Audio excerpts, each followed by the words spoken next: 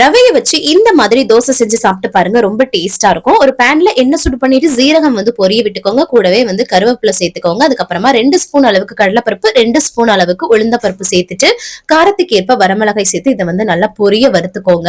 அதுக்கப்புறம் இதை கம்ப்ளீட்டா ஆற வச்சுட்டு நம்ம மிக்சர் ஜார்ல சேர்த்துக்கலாம். இதுல பாத்தீங்கன்னா சின்ன துண்டு இஞ்சி, அப்புறம் பூண்டு சேர்த்துக்கிறேன். நீங்க இஞ்சி பூண்டு பேஸ்டா கூட சேர்த்துக்கலாம்.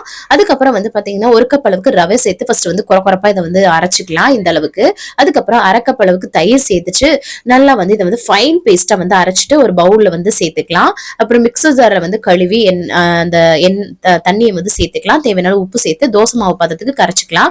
கொஞ்சம் கெட்டியா கரைச்சிட்டு கொஞ்சம் பேக்கிங் சோடா போட்டு நம்ம ஊத்தப்பம் மாதிரி கூட போட்டு எடுக்கலாம். இன்னைக்கு நான் பேக்கிங் சோடா எல்லாம் சேர்க்காம நார்மலா தோசை மாதிரியே ஊத்தி எடுக்கிறேன். டேஸ்ட் ரொம்ப நல்லா இருக்குங்க. வெயிட் லாஸ்க்கும் நீங்க டிஃபரெண்டா ட்ரை பண்றீங்கன்னா எண்ணெய் கம்மியா யூஸ் பண்ணி ட்ரை பண்ணுங்க. சூப்பரா இருக்கும். ட்ரை பண்ணி பார்த்துட்டு எப்படி இருக்குன்னு கமெண்ட்ல சொல்லுங்க. தேங்க்ஸ் ஃபார் வாட்சிங். பாய்.